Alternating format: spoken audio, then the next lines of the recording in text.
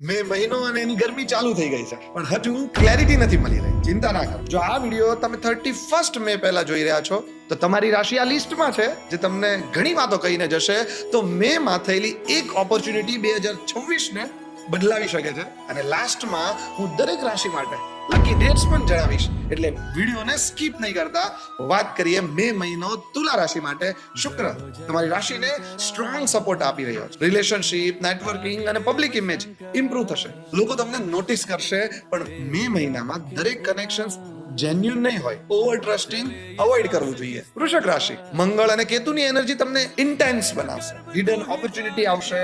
કરિયરમાં sudden movement દેખાઈ શકે છે, પણ એંગર અને ઈગો ડિસિઝનને ડિસ્ટર્બ કરી શકે છે. સાયલન્સ આ મહિને તમારી બિગેસ્ટ સ્ટ્રેન્થ હશે. ધનુ રાશિ, ગુરુનો સપોર્ટ ગ્રોથ લાવશે. ટ્રાવેલ, લર્નિંગ અને ન્યૂ ડિરેક્શન્સ માટે આ મહિનો ખૂબ સારો છે, પણ મે માં ઓવર કોન્ફિડન્સ અવોઇડ કરજો. દરેક પ્લાન ઇન્સ્ટન્ટલી એક્ઝિક્યુટ કરવો જરૂરી નથી હોતો. મકર રાશિ, સેટર્ન તમને ડિસિપ્લિનનો રિવોર્ડ આપશે. જે લાંબા સમયથી અટકેલું હતું તેમાં મૂવમેન્ટ દેખાશે, પણ આ મહિનામાં ઇમોશનલ આઇસોલેશન્સ અવોઇડ કરજો.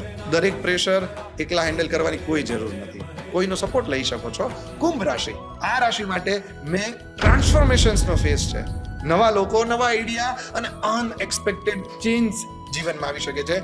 કેટલાક પ્લાન સડનલી બદલાઈ જશે, પણ ફ્લેક્સિબિલિટી રાખશો તો ગ્રોથ સ્ટ્રોંગ રહેશે. મીન રાશિ, શનિની એનર્જી હોવાથી મે મહિનામાં તમને રિયલિટી ચેક મળશે. કન્ફ્યુઝન ગ્રેજ્યુઅલી ક્લિયર થશે. આ મહિનામાં એક પ્રેક્ટિકલ ડિસિઝન તમને લોંગ ટર્મ સ્ટેબિલિટી આપી શકે છે, પણ હા, કામોમાંથી છટકવાનું છોડવું પડશે. હવે ધ્યાનથી સાંભળજો. આ છે મેની લકી ડેટ્સ. તુલા રાશિ 3, 14 અને 26. વૃશ્ચિક રાશિ 7, 18, 29. ધનુ રાશિ 5, 16, 27. મકર રાશિ 8, 19, 30. કુંભ રાશિ 4, 15, 25. મીન રાશિ 6, 17, 28. આ ડેટ્સ દરમિયાન important meeting, financial planning, new beginning favourable રહી શકે છે. मेरे मन में शंकर